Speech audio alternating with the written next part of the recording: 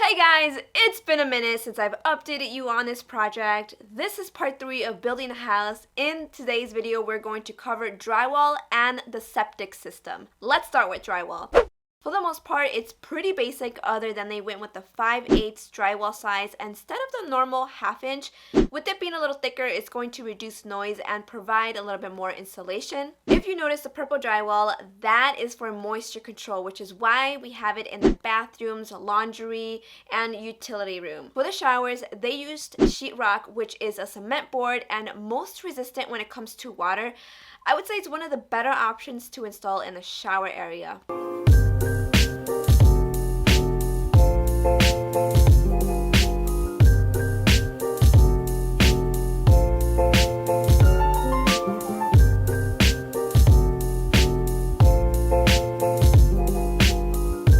Okay, so that's pretty much it for drywall, and now we're going to talk about the septic system. In case you don't know what that is, I found this neat video to help you understand what it is. Septic systems are used to treat household wastes when a connection to a municipal sewage system is not available. These systems are on site because they are intended to treat wastewater where it is actually generated. Anything that goes down the drain, every drop from your shower and every flush of your toilet, flows out through the septic system.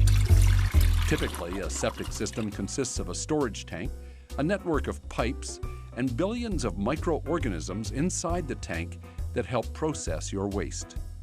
Most rural homes have what's defined under the Ontario Building Code as a Class 4 septic system, that is, a septic tank, along with a leaching bed or a filter bed, all buried beneath the soil. The waste flows to the first compartment of the tank where the heavy solids settle, and the lighter materials, fats, oils, and greases float to the top as scum. Baffles and screens keep this scum layer from flowing out to the leaching bed. The scum is removed when the tank is pumped out during regular maintenance. A small amount of fine organic particles may settle in the second compartment of the tank where almost all of what's left breaks down. In systems built or upgraded after 2006, an effluent filter is required to trap and help decompose any remaining particles before they get to the leaching bed. The leaching bed is made up of a network of perforated polyvinyl chloride drain pipes. These PVC pipes disperse the effluent, allowing the liquid to seep into the ground where the bacteria and other organisms continue to break it down, and where it is further filtered by the stone and sand that surround these pipes and the soil below.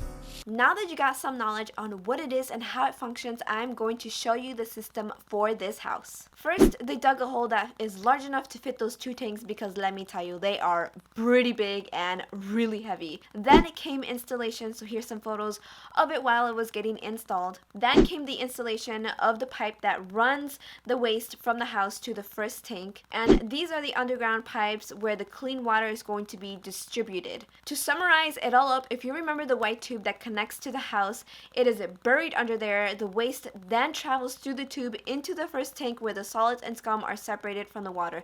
Scum could be grease, paper, or whatever item you flushed down the toilet, which highly advise flushing anything like that because it's not good for your septic.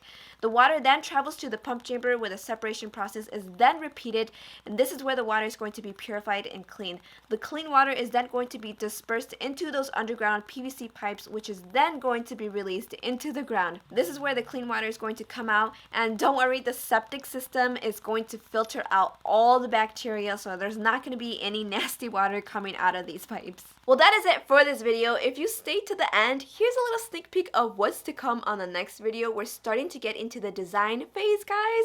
The front door has been painted, the walls, tiles getting installed, kitchen cabinets are next. So many fun things to catch on the next video. Thank you so much for watching, and I will catch you next week. Bye. It's not for me to say you